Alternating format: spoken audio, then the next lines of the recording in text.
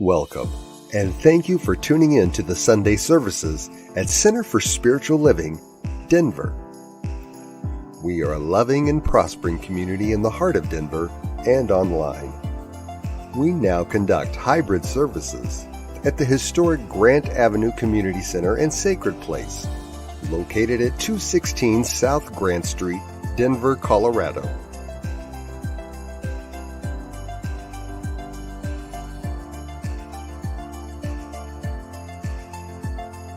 All are welcomed here. A place, space, and face of love. We are a spiritual community practicing universal principles that enrich our lives. We are grateful that you have blessed us with your presence. While online, we'd love to know you're watching with us. Feel free to leave a comment and let everyone appreciate you. With everything going on, life can feel overwhelming. CSL Denver wants you to know we are here for you. Please know that our practitioners are available for personal prayer work. Our licensed spiritual practitioners' names and phone numbers are available on our website at csldenver.org. Or if you have a prayer request, feel free to email it to info@csldenver.org. For your convenience, you'll find clickable links in the description of this broadcast. Rev El Zia, along with all our guest speakers, practitioners, service coordinators, and musical inspirations, want you to know how truly grateful we are that you are with us today. Thank you for your continued support and participation in our services, workshops, and events, as well as providing financial contributions to our center. If you're interested in upcoming events and information, we send out weekly newsletters. Sign up by visiting www.csldenver.org. We deliver services in a hybrid format where we meet in person at 216 South Grant Street. We will also continue to live stream all services on Facebook and YouTube every Sunday. Find us on our respective channels as well as on New Thought Media Network. Again, thank you for your precious attention. Now prepare for engaging enlightenment.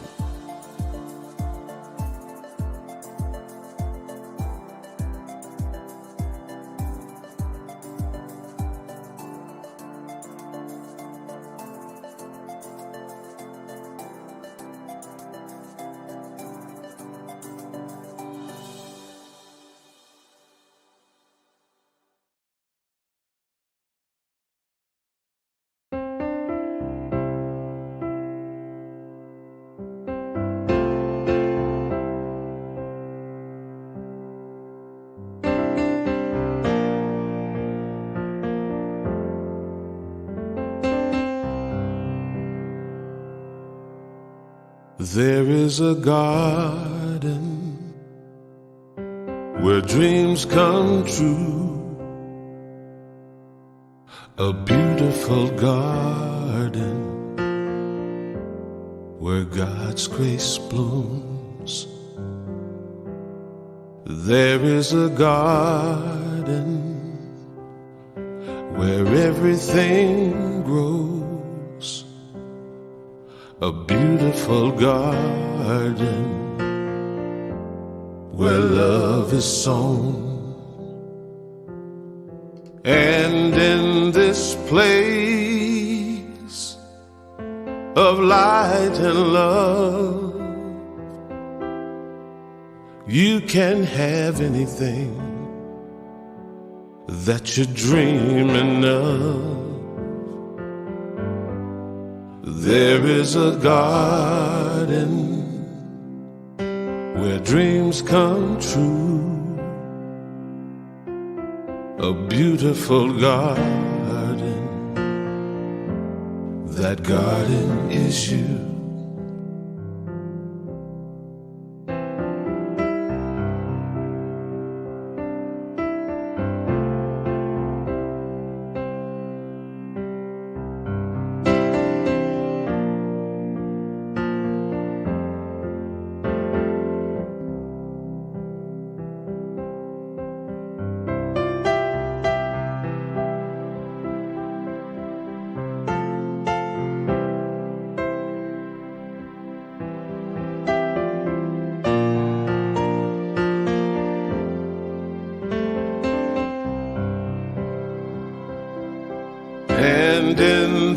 place of light and love.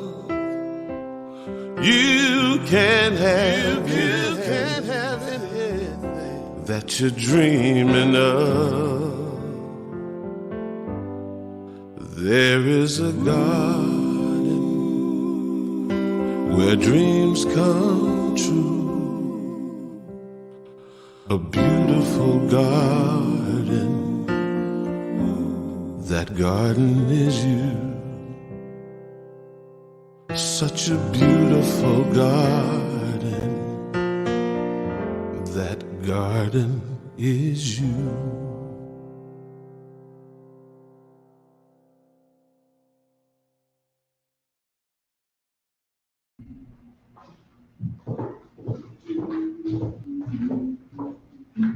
Morning, everybody. Good morning. Hello, everyone at home and at Pride. Okay, let's take a deep breath and relax into our seats. And another one. Relax and know we are safe and cherished and loved, and we're one. We celebrate the oneness of life that is reflected through each and every one of us. The infinite presence that is personalized at the center of our being, warm and colorful, loving and joyous. We are so easy to love, and so it is. Today's reading is from the June issue of Science of Mind magazine, which I actually bought a second one. I thought this issue was particularly good. It's Christy Hardwick's essay, Easy to Love.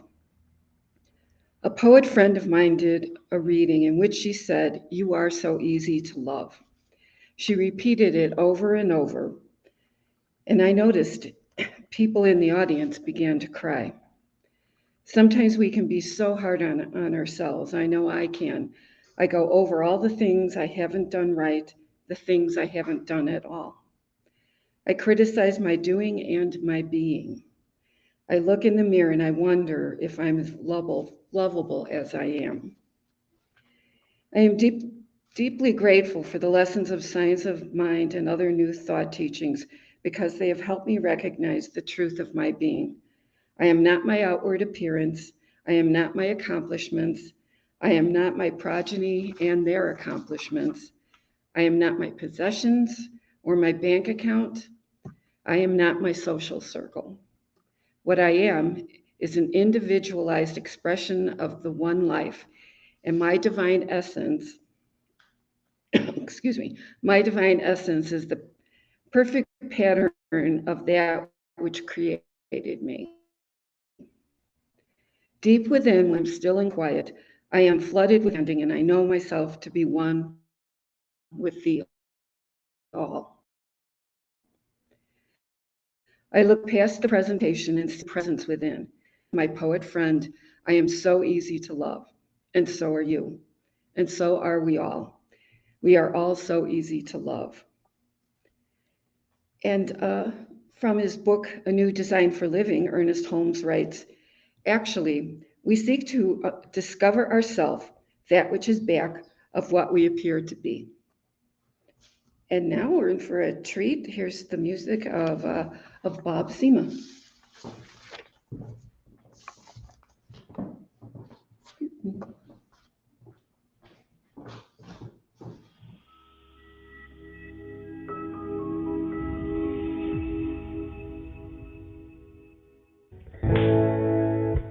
It's time.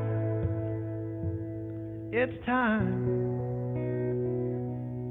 It's time. It's time. It's time. It's another day under the same sun. It's another day to lean in and claim some. It's another day to be bold, brave, and unafraid. It's another chance to change direction, move the arrow of course correction, be an instrument, be the changer, move out of the way.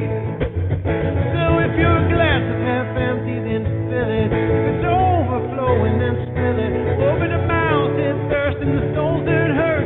Spill it, spill it, spill it.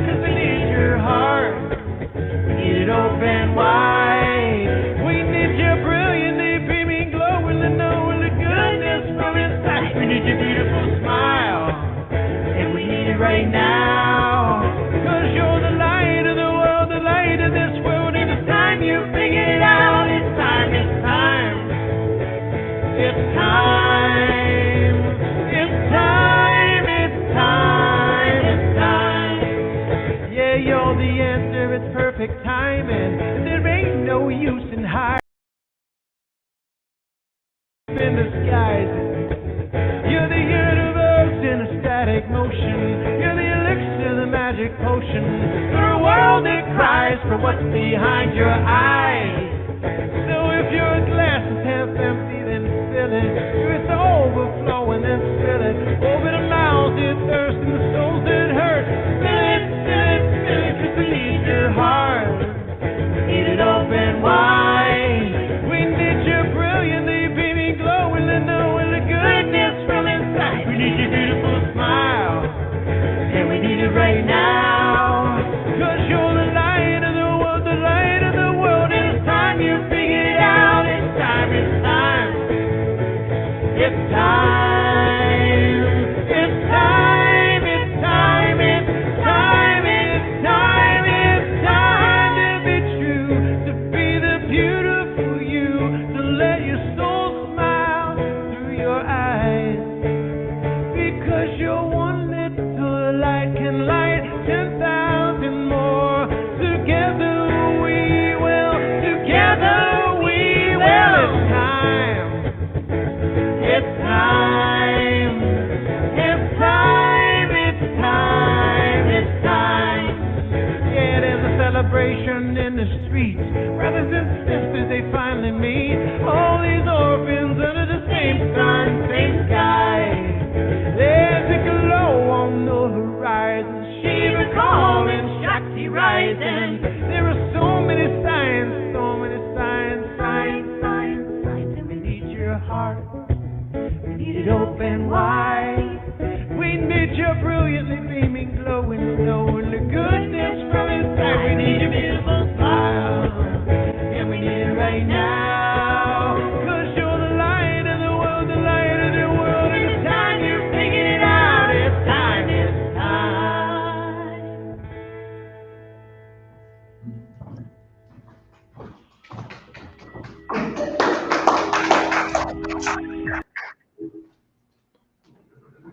Good morning. Good morning. And welcome to CSL Denver, a place, a space, and a face of love. A spiritual community utilizing ancient principles and applying universal wisdom to empower our lives and the lives of others. I am so glad that you're here today, and the technology gods have been very kind to me this morning. So I just want to pre-apologize for any technical difficulties that you might be experiencing, although I think you are in good stead. So today, the topic that we have is individualizing the infinite. Individualizing the infinite. Now, you know, one of the first things someone might ask if you're talking about the infinite is the obvious question. Well, what is the infinite? If it's infinite, how do you know it? How can you conceive of it? And probably most important, where did it come from? Right? And so when we think about this in mystical terms, we look at the infinite as being a non-specific principle or being that gave rise to the universe, that has no personality, so to speak, no likes or dislikes. It is what it is, right? And when we begin to look at what life is and how we navigate, the first thing we want to do is figure out how we begin to individualize this power, this concept. Now, we know from in nature, everything is individualized. Even if you have two bees, they're not the same bee. If you have two flowers, they're not the same flowers. And so what we want to do is when we look at this first slide here that speaks to our idea by our Bindon that says The infinite is not the sum of things. It is that which is the thing itself and more. It's not the sum of things, and the thing itself is more. Now, mathematically, if we were looking at that, the perfect mathematical number or term, depends on how you want to look at it, is pi, right? 3.14. Now, that's the shorthand, because we know if we keep operating with the pi, it keeps going on and on and on and never repeats itself. And so I guess you might say, well, what does pi have to do with infinity and me individualizing it? Well, the thing about pi is used in math and physics and other scientific operations, if you will, but it looks at the circumference of a thing. It's looking at the wholeness of a thing. And so when we look at pi, it's trying to get a grasp for the infinite. Where are the boundaries? Where is the center? And so we say in this teaching that a circle is where the circumference is everywhere, but there's nowhere that it ends. It just keeps going on and on and on. And so when that happens, we begin to look at a possibility that is truly infinite. Now, to individualize that, one of the best metaphors, if you will, to highlight that is the ocean. And we can use two different analogies to highlight that point. First, the ocean is infinite, and the wave is the individual expression of a moment in time. Because once that wave leaves, there's never another wave exactly like that. And that's what each and every one of us are. We are a wave of infinite possibilities that happen in a moment in time and then moves on. Another way to look at it is the fish within the ocean. The fish is there, and when it is attuned, and it's almost never out of tune once it's in the ocean, it only becomes unattuned when you take it out of the ocean and it's gasping, but it attunes itself to the divine, to the infinite. And there's no separation between the two. We begin to live in that manner when we attune ourselves to infinite possibilities, to look at things the way they could be, not the way they are. Not even the way they should be, because with infinite possibilities, anything is possible. Anything is possible. So when we begin to look at our authentic selves, when we begin to try to individualize all there is, the first thing that we should not do, which often happens when we start talking spiritual, is try to get rid of your ego. Because your ego is actually that individualization of the divine. Without that, you would be non-existent. No one would know who you are. You wouldn't have any special characters that make you unique. And that's what we are all here for, to be unique individual expressions of the divine, or else there would only be just one expression, one person out, better yet, a robot. And that's not what we're here for. So the first thing that we have to do to step into this idea of individualizing the infinite is become aware. And how do you do that? You listen, you watch, you observe, you do all these things that allow you to tap into an energy, to a presence, to a knowledge that is always there, that is always present. And there's no way to not be aware if you jump in a pool of water. If you jump in a pool of water, you will become very aware that I'm in a different element. I need to do different things. And if I don't attune myself to my environment, some other things are going to happen. We're going to need to call some people. They're going to have to do all kinds of pressures on my chest. We're going to have a real big situation going on. And that's what's really happening to each one of us when we are not in tune with the divine, when we are not trying to individualize this information. We become a fish out of water, so to speak.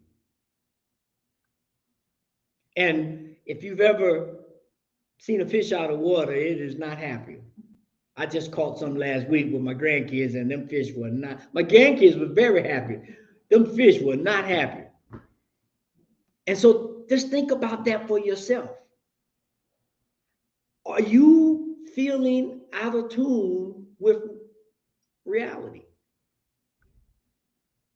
Because what we find ourselves in, all the good and all the bad and everything in between, is the ocean of infinite possibilities. That's what it looks like.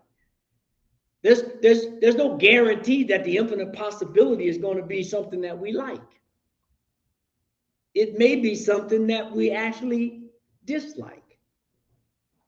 But because it's coming from an infinite ocean, an ocean that has no preference, no personal judgment, we become conduits for how we interpret that, how we live within that space, if you will.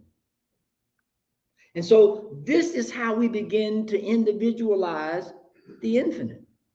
You can have two people standing in the rain, and one person will be just irate, and the other person will find a aha moment and just relax in the rain, in its warmth, in its sound, in its pitter-patter on the body. Same rain, two different acknowledgments, two different ways of looking at it, two different ways of individualizing the infinite. So the question, how willing, ready, and able are each and every one of us to do just that, to individualize the infinite, to individualize the infinite. Now, when we step back and begin to do that, there are three things I want to share that I think kind of capsulize and kind of push us forward in what we need to do. The first thing is we need to get in tune. We have to get in tune with what is being said, what is being done in, through, and around us. And the only way that I know that is effective and always works is to be still and know. To be still and know. Find that vision. Find that way of tapping in. You know, you will hear metaphysicians talk about this example all the time, because in this room, in your house, if you're watching online, there is an energy, there is a frequency that is always present. And if you have the right instrument tuned to the right frequency, i.e. a radio or television or computer, if it's tuned to the right frequency, it will pick up the essence of all there is. But there's a vision that goes with that. If I want to listen to 98.3, I have to have a vision that there is a such thing as a 98.3. And then I have to fine tune myself to get to it. And I do that by visioning, by going inside, by being still of what it is that I'm looking for. And inevitably, when you speak about individualization, in that process, this whole idea of self-discovery takes place. Because now you begin to realize what that individualization looks like. Are you still enough to know when you're irritated, when you get mad, when you're in fear? Because this is when we are not in tune with the infinite. Not that something might be unpleasant or something might even be fearful, but that is not us. That is the way we are looking at the infinite possibilities and have locked in, created a vision of what it means to be in the house in the dark, or to be in the water with no visible lifeguard around if you're not able to swim. So how do we begin to do that? We be still, we listen, we look, and we begin to feel into a situation. We begin to feel into. How do you do that? Once again, by being still. If we were to take a moment of silence right now, most of us felt either some heat or our heart beating or our pulse going. That's how we get in tune. That's how we get in tune. And now once we are in tune, the next thing that we have to do is to know who you are. We said we had to have self-reflection. Another way of saying that, if we put it in a symphonic context, is you have to know your key. What is your personal key? If the symphony is playing in C and you're playing in C sharp, you're close, but you're not quite there. If you know anything about music, those two can coexist, but they can't jive together for very long. It'll create havoc. And it's like, so, but when you think about it, and jazz is the perfect idea of this. Jazz is an improvisational venue. You get a group of people together with a vision that has been still enough and know themselves enough of what they're doing with their instrument. And in jazz, they set a key, especially if it's improv, they set a key. The drummer and the piano sets a rhythm and a foundation, the infinite, and then the musicians just pour in. They play together for a while, then somebody goes off on a tangent and a solo, and they come back. And so each one of these is an example of the individual being individualized in this foundation of rhythm. Simple jazz music, if you will. Perfect example of individualizing the infinite. You have a set of musicians that intersect at some points, and then they have the freedom to go out and do their own thing in a solo. And when they feel, okay, I've soloed enough, I can get back in here and be in tune with everything. That's what we're trying to do when we live an authentic life. Imagine going to a concert and everybody's playing the same thing. And if you've ever been to a concert where they're tuning up, that's probably what it'll sound like. Just, oh my God, just noise everywhere. Might be some pretty noise, but it's noise nonetheless, because there's no harmony. There's no oneness. They're not putting the infinite things together. Now, to do this, to take that solo, you got to be courageous. Are you courageous enough to be the individualization of the divine? That means you're going to stand out front and the spotlight's going to be on you. You can't hesitate. You can't wait. When the spotlight hits you, you got to play. Are you in tune enough to play? Have you been aware of your instrument, that you're in key and you're ready to examine and explore the possibilities? That's what we're trying to do when we individualize the infinite.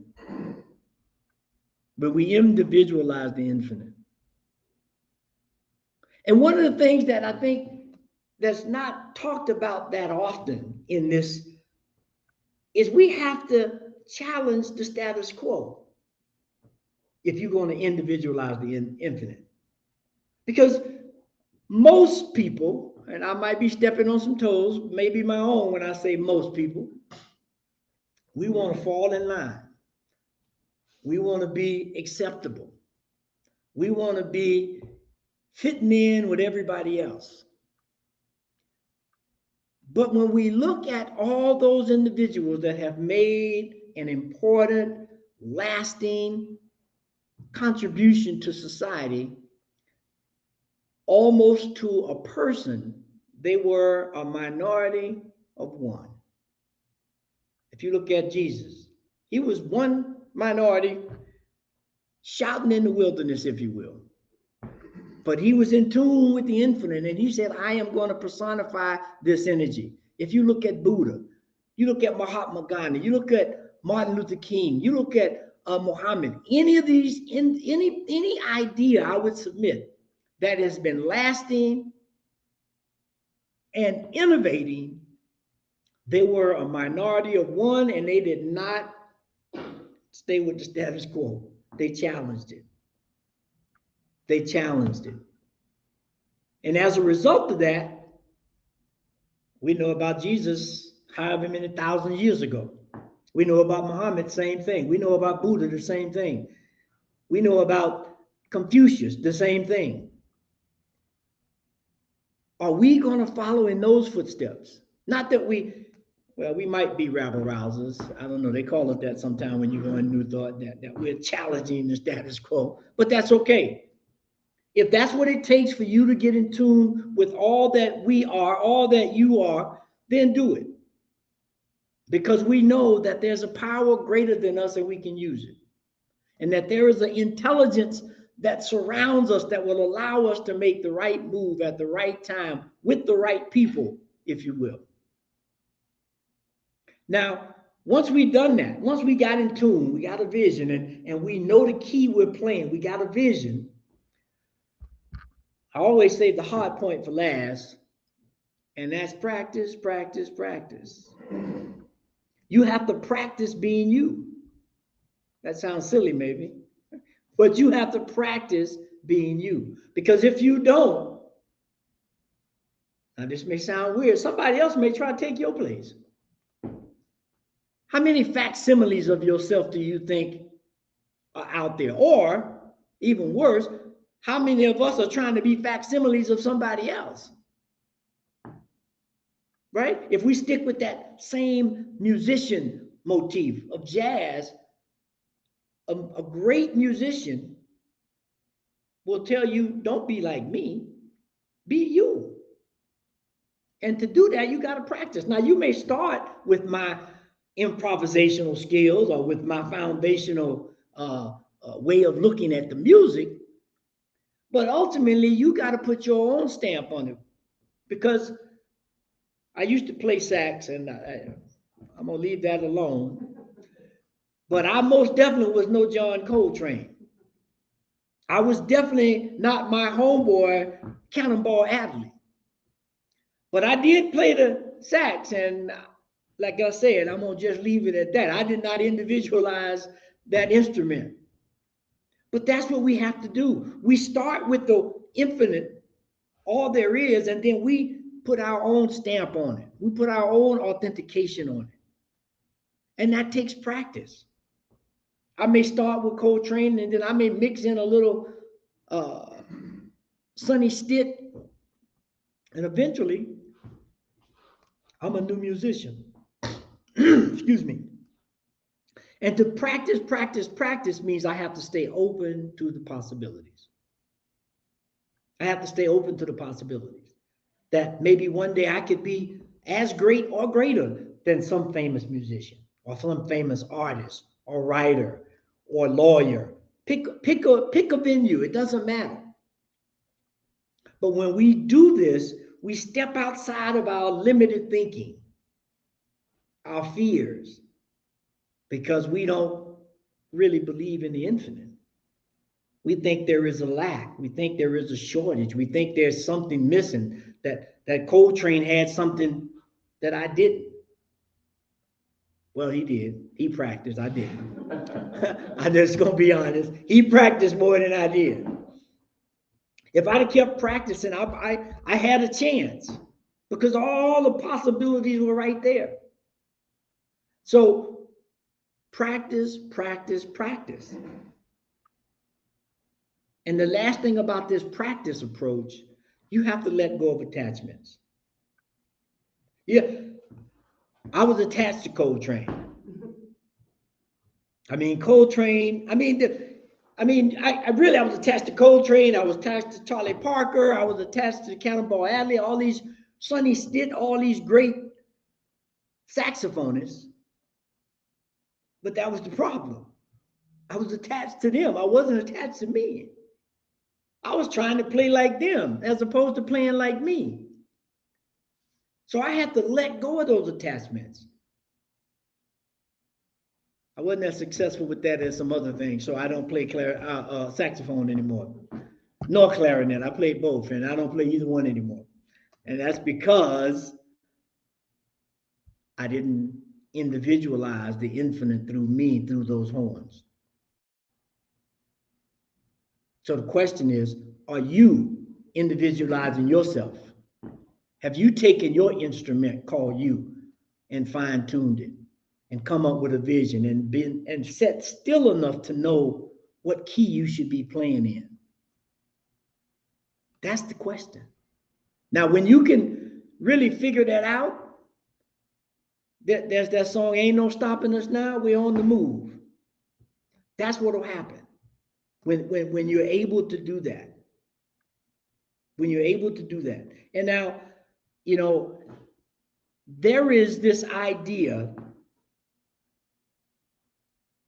of how do we begin to use this in practical life, in everyday life.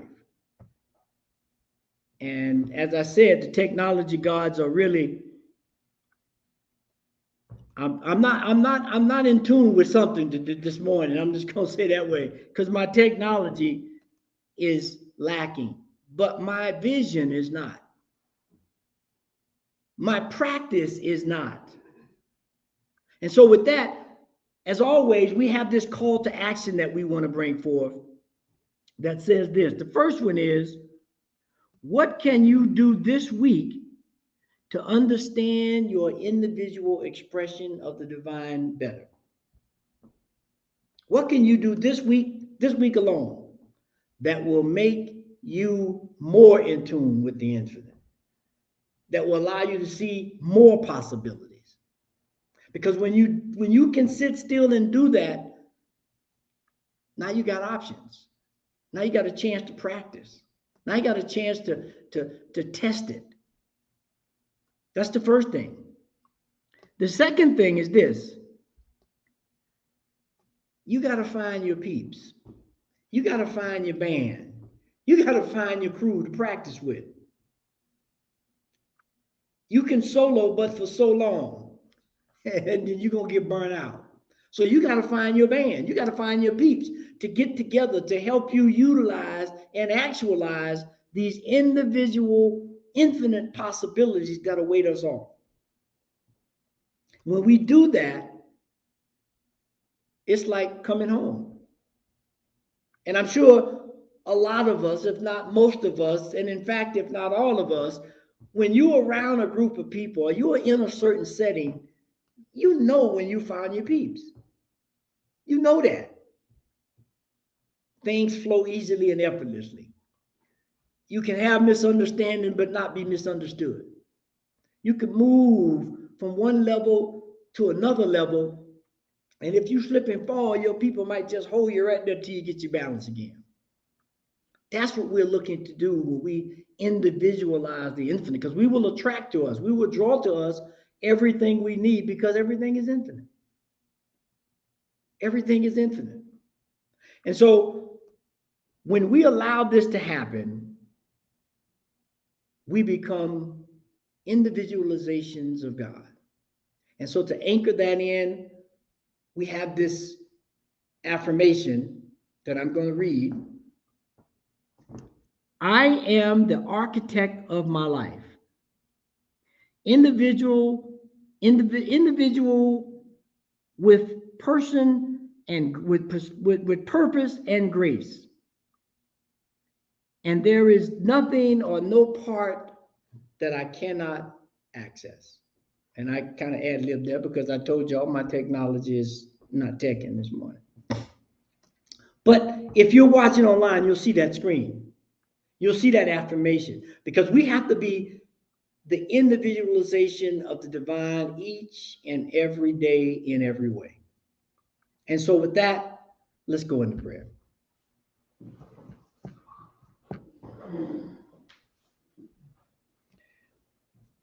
As we take this moment called now, that no matter what it looks like, no matter how it unfolds, it is always perfect. It is always available to display the infinite possibilities of the divine. And because we know that we are And that expression, we are that wave, we are that fish that is in tune with all that there is. We accept each moment knowing that we are in an ever-changing process of individualization. As we more insight, as we get more in tune, as we find more people who act like, think like, and vision like we do, we get stronger. We have a better permission to be who we are. And we support those who support us. We don't think in lack. We don't think in not being able to do something. We think in infinite possibilities. And so I know right here, right now, for myself and everyone here and anyone that might be listening later, that we are opening up to the idea of being authentic, to being a true individual expression of the divine that allows us to move beyond any barriers, any obstacles. We're choosing here right now to be non-standard, if you will. Not to go where the crowd may go, but go where there's no crowd and be an individual drum major in life. And so as we do this, we know we are blessed, we are guided, we are supported by an infinite idea, by an infinite intelligence, by infinite love that will lead us to greater and greater yet to be. And so it is because of that idea, it's because of that understanding that I give thanks. I give thanks that I know that the more I practice, the better I get. The clearer my vision, the closer I get to it. And when I can sing in the key of life, there is nothing that will keep me from succeeding. And because I know this is true for me, I also know it's true for you and for everyone on this planet. So with that, I release, I let go. I know that this word, this prayer, this affirmation of life is bound to meet an expectation beyond anything we can receive. And with that, we just say, so it is. Amen, amen, and amen. So hopefully everyone this week will move into that idea of finding your keynote, finding your solo, and being in tune with the infinite. And right now we're at that sacred time of giving. And we're so grateful for each and every one of you giving your time, treasure, and talents to support CSL Denver as we continue to get this teaching out, to expand our ideas, and to help individuals be all that they can be. And so if you look across the bottom of the screen, you'll see the many different ways that you can give, whether you go online and hit the donate button or use text to give or send to the P.O. box. But however you do, we thank you. And so as our customary tradition is, if you place your hand over your heart, if it feels comfortable with your tithe, and repeat our affirmation, this perfect gift is spirit informed, circulating and blessing all that it touches. Freely I give and joyously I receive, and so it is. Amen. Peace and blessings.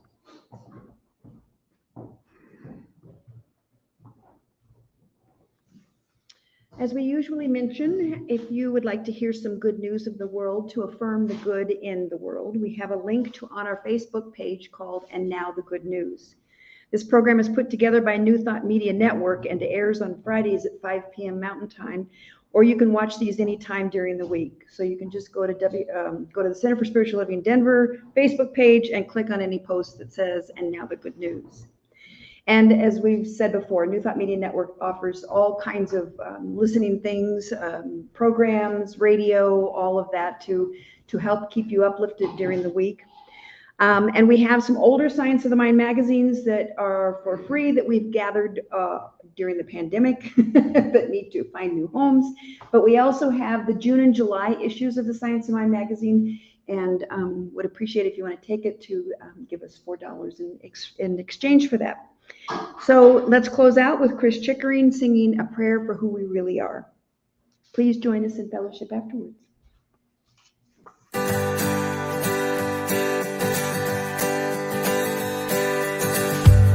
This is a prayer for the love within us. This is a prayer to release our hearts.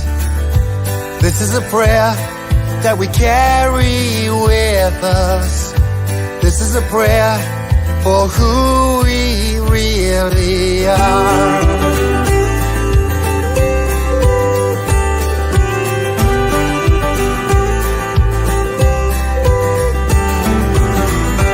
We are light, we are sunshine, we are what we believe. We are hope, we are promise of everything that's yet to be. We are bliss, we are laughter, we are flowers in the spring. We are life, ever flowing, and these are the words that we will sing. This is a prayer for the love within us.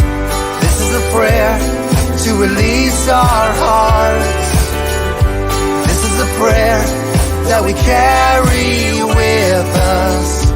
This is a prayer for who we really are.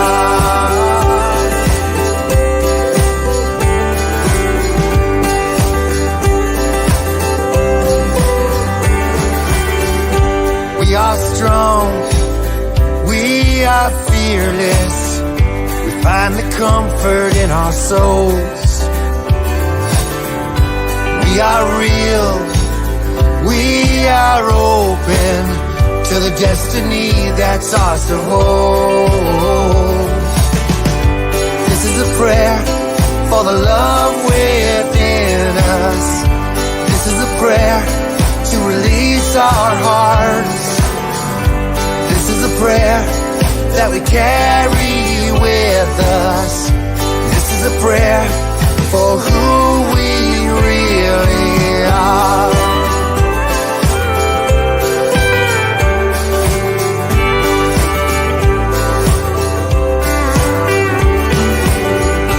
We are here, we are present in every moment that we breathe. We are peace, we are freedom, and this is a song for you and me. Yeah, this is a prayer for the love within us. This is a prayer to release our hearts. This is a prayer that we carry with us. This is a prayer for who we really. This is a prayer for the love within us. This is a prayer to release our hearts. This is a prayer that we carry with us. This is a prayer for who we really are. Who we really are. Who we really are.